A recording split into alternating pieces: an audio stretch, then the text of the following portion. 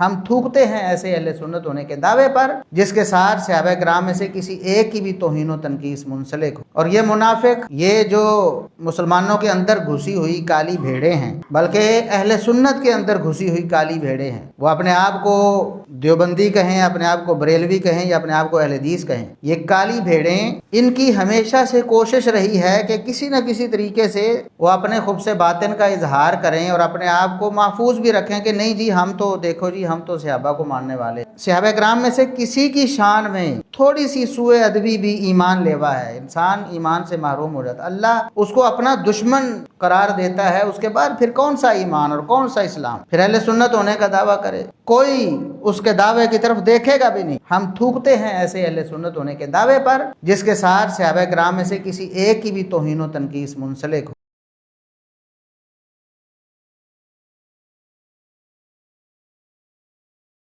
إن الحمد لله نحمده ونستعينه ونستغفره ونعوذ بالله من شرور أنفسنا ومن سيئات أعمالنا من يهده الله فلا مضل له ومن يضلل فلا هادي له أشهد أن لا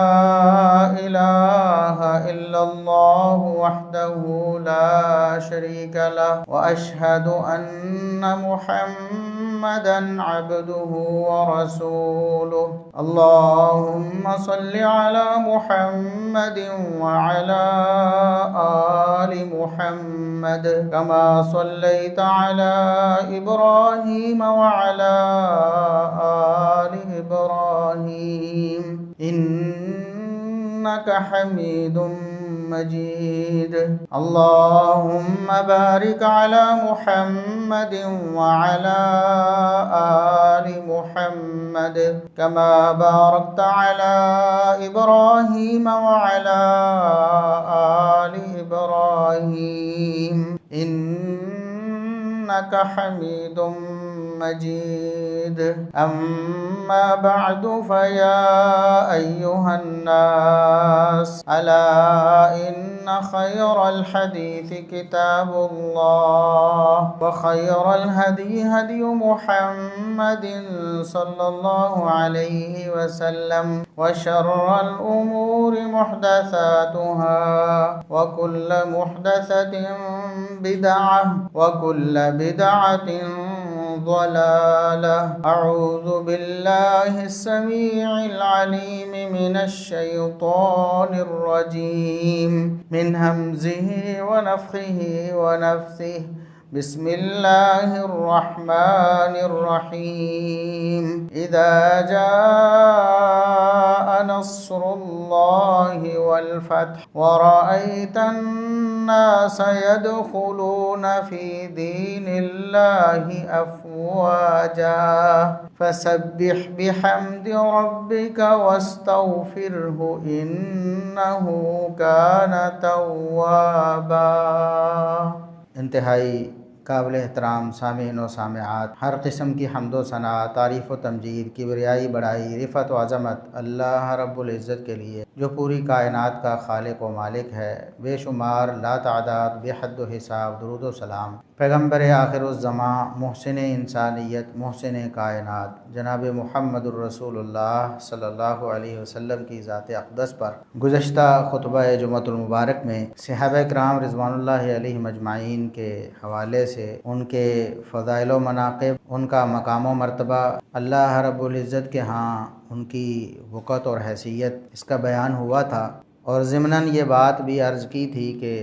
صحابہ کرام رضوان اللہ علیہ مجمعین کے درجات اور طبقات برحق ہیں، یعنی شان اور مقام میں تفاوت ہے، فرق ہے، لیکن اللہ رب العزت سب صحابہ سے راضی ہو چکا ہے۔ لہٰذا صحابہ کرام رضوان اللہ علیہ مجمعین میں سے کسی بھی صحابی کو، چاہے وہ شان اور مقام میں باقی صحابہ سے ادنا ہو، اس کی توہین تنقیص یا اس کے خلاف بغض و عناد رکھنے کی کوئی گنجائش اسلام میں نہیں ہے۔ کتاب و سنت بہت سختی سے منع کرتے ہیں، بلکہ صحابہ کرام کی محبت ایمان ہے، ان کی عقیدت، ان کا احترام کرنا یہ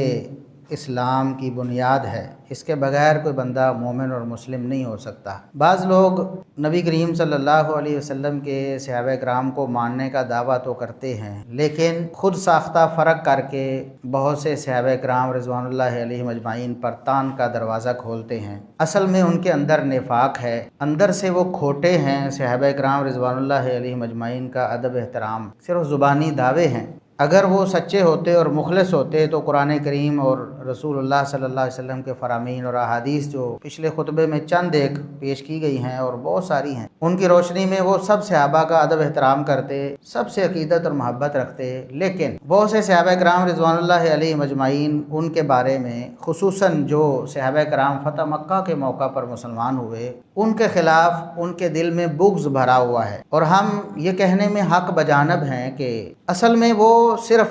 فتح مکہ کے موقع پر مسلمان ہونے والے صحابہ کرام کا بغض نہیں، بلکہ حقیقت میں وہ تمام صحابہ کرام کا بغض ہے، کیونکہ منافق لوگ اظہار کچھ اور کرتے ہیں، دل میں جو عقیدہ ہے وہ کچھ اور رکھتے ہیں۔ کہنے کو تو وہ روافض جو تبرہ کرتے ہیں وہ بھی تقیہ کرتے ہوئے یہ کہہ دیتے ہیں کہ جی صحابہ کا تو ہم احترام کرتے ہیں جی۔ ایسے ہی یہ جو منافق طبقہ ہے یہ بھی زبانی طور پر کہتا ہے دیکھو جی ہم صحابہ کا احترام کرتے ہیں، لیکن بہانے سے کئی ایک صحابہ کرام پر تان کرتے ہیں۔ خصوصاً فتح مکہ کے موقع پر مسلمان ہونے والے صحابہ کرام کے بارے میں یہ بکواس کرتے ہیں کہ انہوں نے تلوار کے ڈر سے کلمہ پڑھا تھا، ان کو مار مار کے کلمہ پڑھایا گیا تھا۔ حالانکہ یہ بات جہاں اسلام پر تان ہے اور اسلام دشمنوں کا ایک بڑا ہتھیار ہے، وہ یہی کہتے ہیں کہ اسلام تو تلوار کے زور سے پھیلا ہے۔ اور یہ منافق، یہ جو مسلمانوں کے اندر گھسی ہوئی کالی بھیڑیں ہیں، بلکہ اہل سنت کے اندر گھسی ہوئی کالی بھیڑیں ہیں، وہ اپنے آپ کو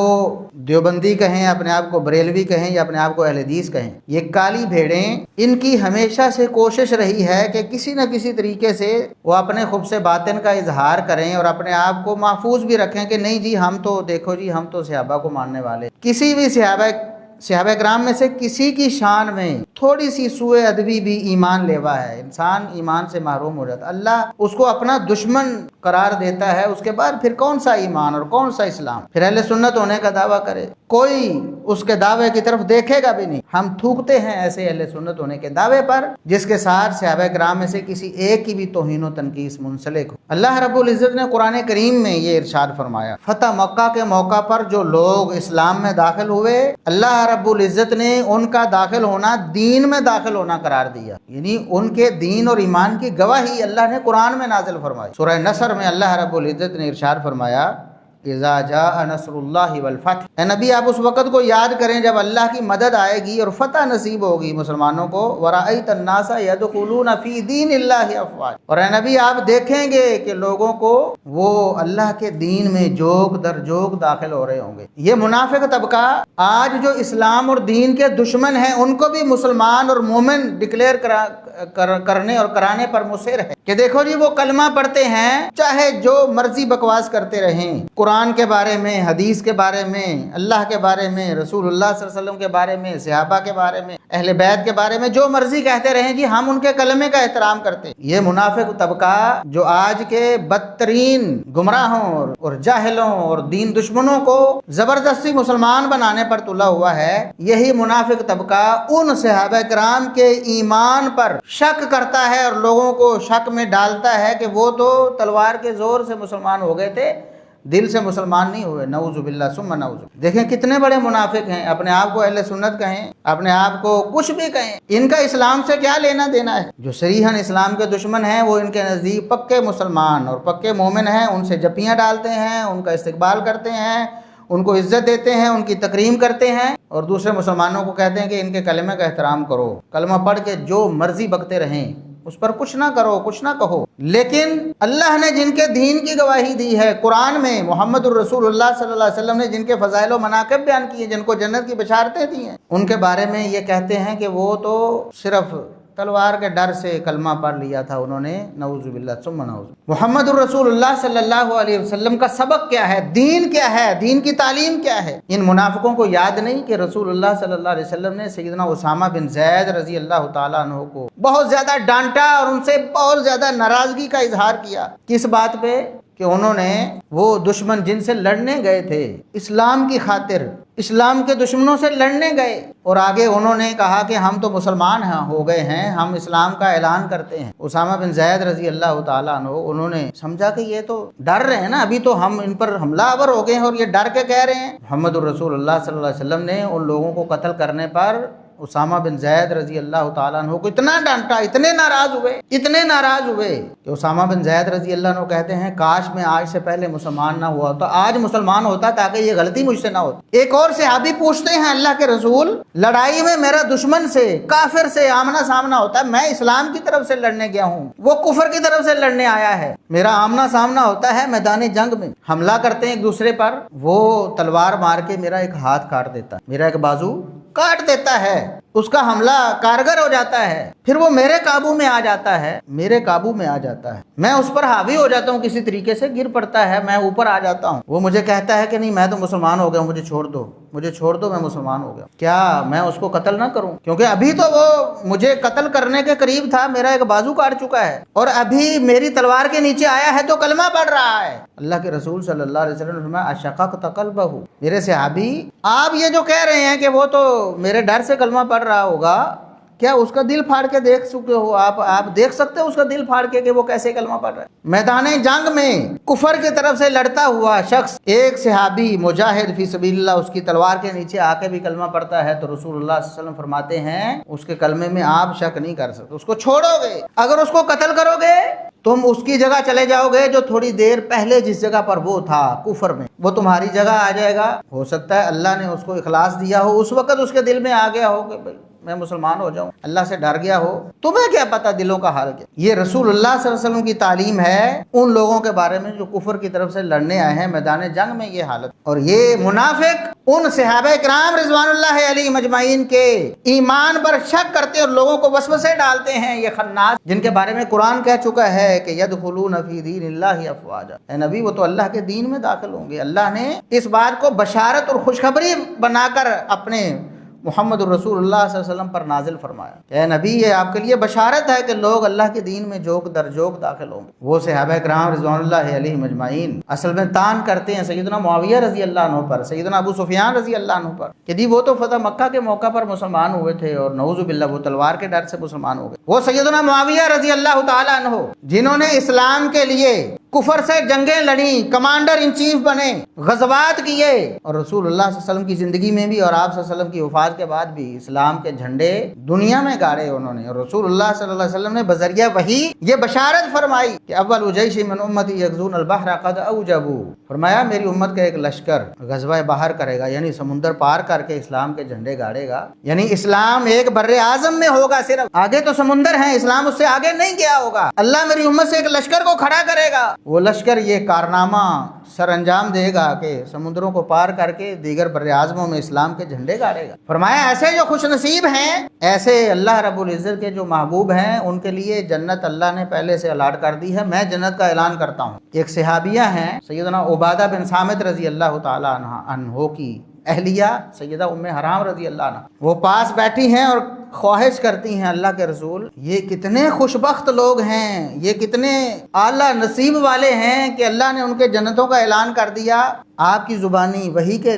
ذریعے اللہ سے دعا کریں مجھے بھی اللہ ان میں شامل کر لیں۔ حالانکہ عورتیں تلوار نہیں اٹھاتی، بس خواہش کا اظہار کیا اللہ کے رسول میں بھی ان میں شامل ہونا چاہتی ہوں، دعا کر دے۔ اللہ نے وحی کی اپنے نبی کو بتایا اور نبی صلی اللہ علیہ وسلم نے سیدہ ام حرام رضی اللہ تعالی عنہا کو بتایا تمہارے لیے بشارت ہے کہ اللہ نے تمہارا شمار انہی میں کر دیا جو غزوہ بحر کریں گے۔ اور ام حرام رضی اللہ تعالی عنہا کس غزوے میں شریک ہوئیں اور پھر واپسی پر اپنی سواری سے گر کے فوت ہو گئیں۔ اللہ رب العزت نے وہ بشارت ان پر بھی صادق کر دی جنہوں نے تلوار نہیں اٹھائی، ساتھ سفر کیا ہے اپنے خامد عبادہ بن صامت رضی اللہ عنہ کے ساتھ، اور واپسی پر اپنی سواری سے گری ہیں اور فوت ہوئی ہیں تو جنت ان کی بھی پکی ہو گئی۔ آپ کو پتا ہے کہ یہ غزوہ کس نے کیا؟ کمانڈر ان چیف کون تھے؟ سیدنا معاویہ بن ابی سفیان رضی اللہ تعالی عنہما، یہ کمانڈر ان چیف ہیں اس غزوے کے، اور محمد الرسول اللہ صلی اللہ علیہ وسلم فرماتے ہیں سب کی جنت پکی ہے۔ اور اس سے بڑھ کر اگلے الفاظ سنیں، رسول اللہ صلی اللہ علیہ وسلم ایک دن سوئے ہوئے تھے، آپ نے خواب دیکھا، انبیاء کا خواب وحی ہوتا ہے، وحی الہی، بخاری مسلم کی حدیث ہے۔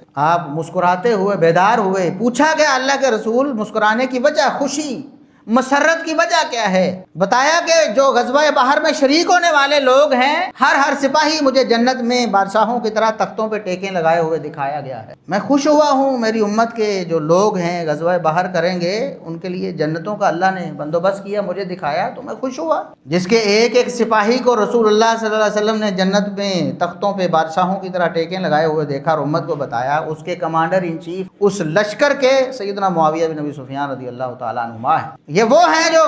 جن کے بارے میں کہا جاتا ہے کہ یہ تو فتح مکہ کے موقع پر مسلمان ہوئے، ان کی تو فضیلت ہی کوئی نہیں۔ منافقوں، رسول اللہ صلی اللہ علیہ وسلم نے ان کے لیے بشارتیں دی ہیں، قرآن نے ان کے لیے بشارتیں دی ہیں، محمد الرسول اللہ صلی اللہ علیہ وسلم کے فرامین موجود ہیں، صحابہ کے اقوال موجود ہیں۔ رسول اللہ صلی اللہ علیہ وسلم کے ساتھ ایک گھڑی، ایک لمحہ کے لیے جو جہاد فی سبیل اللہ میں شامل ہوا، اس کی کیا فضیلت ہے؟ تمہاری زندگی کے ساری زندگی کے سارے نیک عمل ایک طرف، اور ایک صحابی کا رسول اللہ صلی اللہ علیہ وسلم کی معیت میں ایک لمحہ، جہاد فی سبیل اللہ میں ایک لمحہ ایک طرف، تم اس کا مقابلہ نہیں کر سکتے۔ یہ فضائل اور مناقب ہیں۔ اور ان کے والد گرامی سیدنا ابو سفیان رضی اللہ تعالیٰ عنہ جب مسلمان ہوئے تو اللہ کے رسول صلی اللہ علیہ وسلم نے ان کو یہ اعزاز دیا، فرمایا من دخل دار ابی سفیان فهو آمن۔ آج ہم لشکر لے کر مکہ پر چڑھائی کر کے داخل ہوئے ہیں، لیکن جو ابو سفیان رضی اللہ عنہ کے گھر میں جائے گا امن والا ہے۔ محمد رسول اللہ صلی اللہ علیہ وسلم اس کے خلاف کچھ نہیں کریں گے۔ ابو سفیان سردار کے گھر میں جائے، فرمایا خیارہم فی الجاہلیۃ خیارہم فی الاسلام۔ جو دور جہالت میں جتنا بڑا کفر کا سردار تھا، اسلام لا کر مسلمانوں کا اتنا بڑا سردار اور معزز ہو جاتا ہے۔ یہ محمد الرسول اللہ صلی اللہ علیہ وسلم کے الفاظ اور فرامین ہیں، اور ان کی بشارتیں ہیں، جنت کی بشارتیں۔ اس لیے ایسے منافقوں کی باتوں میں نہ آئیں جو یہ کہتے ہیں کہ جی فتح مکہ کے موقع پر مسلمان۔ ظالموں، تم شرم نہیں آتی تمہیں؟ سیدنا علی رضی اللہ عنہ کی اپنی سگی بہن ام ہانی رضی اللہ تعالیٰ عنہ فتح مکہ کے موقع پر مسلمان ہوتی، کیا کہو گے ان کے بارے میں؟ ظالموں، شرم نہیں آتی تمہیں؟ سیدنا علی رضی اللہ عنہ کی اپنی بہن ام ہانی رضی اللہ تعالیٰ عنہ، پڑھو تو صحیح، کبھی مطالعہ کرو، فتح مکہ کے موقع پر مسلمان ہوئی ہیں۔ کیا کہو گے کہ انہوں نے تلوار کے زور سے کلمہ پڑھا ہے؟ نعوذ باللہ ثم نعوذ باللہ، ڈر کے کلمہ پڑھ لیا تھا علی کی بہن نے۔ اور بھی کتنے لوگ ہیں، کیا کہو گے ان کے بارے میں؟ دیگر جو صحابہ کرام ہیں، اللہ نے قرآن میں فرمایا، دو ٹوک اعلان فرمایا، فرمایا لا یستوی منکم من انفق من قبل الفتح وقاتل۔ صحابہ کرام میں سے جو فتح سے پہلے مسلمان ہوئے اور انہوں نے قتال کیا، بلا شبہ ان کا مقام و مرتبہ بہت زیادہ ہے، لیکن فرمایا کہ وَكُلًّا وَعَدَ اللَّهُ الْحُسْنَى، اللہ رب العزت نے سب کو جنت کا وعدہ دیا ہے۔ اس اعزاز میں سب برابر ہیں، شان مقام اپنی اپنی۔ وہ تو جو ابو بکر رضی اللہ عنہ کو مقام ملا ہے وہ عمر رضی اللہ عنہ کو نہیں ملا ہے، جو عمر رضی اللہ عنہ کو ملا ہے وہ عثمان رضی اللہ عنہ کو نہیں ملا ہے، جو ان پہلوں کو ملا ہے وہ علی رضی اللہ عنہ کو نہیں ملا ہے۔ لیکن کیا یہ کہا جائے گا کہ کسی ایک کی شان کوئی کم ہے یا وہ شان نہیں؟ سب کی شان، سب کا مقام اپنی اپنی جگہ پر مسلم ہے۔ یہ تو فرق مراتب میں انبیاء میں بھی ہے کہ انبیاء میں مراتب کا فرق نہیں، شان مقام جو محمد الرسول اللہ صلی اللہ علیہ وسلم کو شان ملی ہے کسی اور کو ملی ہے کیا؟ لیکن کیا ہم کہیں گے کہ ابراہیم علیہ السلام کی شان کم ہے، موسیٰ علیہ السلام کی شان کم ہے، عیسیٰ علیہ السلام کی شان کم ہے؟ سب کا عقیدہ، سب کا ایمان ہر مسلمان کا کہ محمد الرسول اللہ صلی اللہ علیہ وسلم سب سے افضل ہیں، ان کے مقام کا کوئی نہیں۔ لیکن اس کے باوجود محبت ہمیں سب سے ہے، شان مقام سب کی اپنی اپنی، سب کا احترام۔ کسی ایک نبی کی شان میں اگر کوئی توہین تنقیص بولنا تو دور کی بات سوچ بھی لیتا ہے، ایمان سے فارغ ہو جاتا ہے، چاہے وہ محمد الرسول اللہ صلی اللہ علیہ وسلم پر کتنا ایمان کے دعوے کرتا پھرے۔ ایسے ہی صحابہ کرام رضوان اللہ علیہم اجمعین کے مراتب میں فرق ہے، لیکن اس فرق کا یہ مطلب نہیں کہ جو کم مرتبے والا ہے اس کی شان نہیں ہے یا اس کی شان میں آپ تنقیص کرنا جائز سمجھ لیں۔ اللہ رب العزت راضی ہو چکا ہے، فرمایا رضی اللہ عنہم ورضوا عنہ، اللہ ان سب صحابہ سے راضی ہو چکا ہے، وہ اللہ سے راضی ہو چکے ہیں۔ سب کے لیے اللہ نے جنت کے وعدے دے دیے ہیں، اپنی رضامندی کے سرٹیفکیٹ دے دیے ہیں، اپنے محبوب بندوں میں شامل کر لیا ہے۔ اولئک حزب اللہ، فرمایا یہ میرا گروہ ہے، یہ میرا لشکر ہے، یہ حزب اللہ ہیں، اللہ کا گروہ ہیں، یہ اللہ کے اولیاء ہیں، یہ حقیقی کامیاب ہیں۔ اولئک هم المؤمنون حقا، میں حقیقی مومن کو دیکھنے ہیں تو یہ دیکھو۔ فَإِنْ آمَنُوا بِمِثْلِ مَا آمَنْتُمْ بِهِ فَقَدِ اهْتَدَوْا، دوسروں کو کہا کہ ایمان لانا ہے تو صحابہ کے ایمان کو دیکھو، اس کے مطابق لاؤ گے تو تمہارا ایمان قبول ہے، ورنہ نہیں۔ جو انہی صحابہ پر تان کرنے لگے اس کا ایمان کہاں؟ اللہ کو کوئی ضرورت نہیں ایسے ایمان کی، نہ مومنوں کو ایسے ایمان کی کوئی ضرورت ہے جو صحابہ کرام رضوان اللہ علیہم اجمعین میں سے کسی ایک کی شان میں بھی توہین یا تنقیص کرے۔ سیدنا عمر رضی اللہ تعالیٰ عنہ کا ایک قول پیش کیا جاتا ہے جو کہ سندن ثابت نہیں، اور وہ موقع بھی کب کا ہے؟ سیدنا عمر رضی اللہ تعالیٰ عنہ جب زخمی ہوئے اس موقع پہ ایک روایت ہے جو کہ ثابت نہیں ہے، محدثین کے ہاں ان کے اصولوں کے مطابق ثابت نہیں ہے، ردی کی ٹوکری میں پھینکنے کے قابل ہے۔ اس روایت میں یہ ہے کہ یہ لوگ پیش کرتے، یہ منافق لوگ اس کو پیش کر رہے ہیں، کہتے ہیں کہ عمر رضی اللہ عنہ نے کہا تھا کہ خلافت میں فتح مکہ کے موقع پر مسلمان ہونے والوں کا کوئی حصہ نہیں، اور اشارہ کیا کر رہے ہیں؟ سیدنا معاویہ رضی اللہ تعالیٰ۔ اور جاہلو،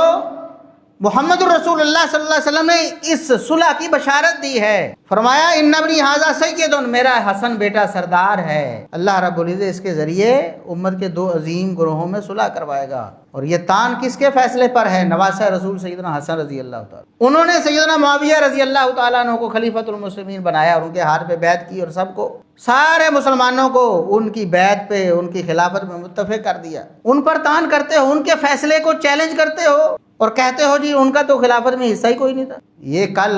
قیامت کا دن ہوگا، حسن ابن علی رضی اللہ تعالیٰ عنہما کا ہاتھ ہوگا، تمہارا منافقوں گریبان ہوگا۔ ایک جو منکر، ضعیف، ناقابل التفات روایت ہے اس کو پیش کر کے تان اس فیصلے پر ہو رہی ہے جو بخاری مسلم اور متفق علیہ، سارے مسلمان مانتے ہیں کہ حسن ابن علی رضی اللہ عنہما نے سیدنا معاویہ رضی اللہ تعالیٰ عنہ کو خلیفۃ المسلمین بنایا تھا۔ اگر وہ روایت ثابت بھی ہے تو اس کا تعلق اس وقت کے ساتھ ہے۔ عمر رضی اللہ تعالیٰ عنہ نے 6 لوگوں کی کابینہ بنائی تھی، انہوں نے مشورہ کرنا اور آپس میں ہی ایک کو خلیفہ بنانا ہے۔ اس وقت انہوں نے کہا تھا، اگر وہ ثابت بھی ہو تب بھی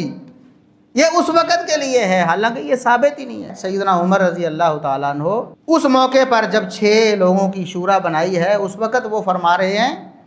کہ کچھ لوگ ہیں جو اس امر خلافت میں طعن کر رہے ہیں، یعنی تنقید کا نشانہ بناتے ہیں اس امر خلافت کو،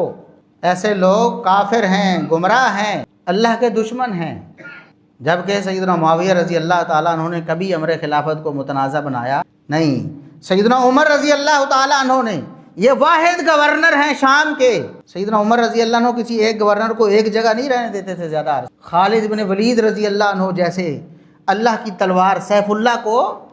انہوں نے معزول کر دیا اپنے علاقے سے، ان کی گورنری ختم کر دی، وہاں کسی اور کا متعین کر دیا، لیکن سیدنا معاویہ رضی اللہ عنہ کو سارے دور میں برقرار رکھا۔ ان کے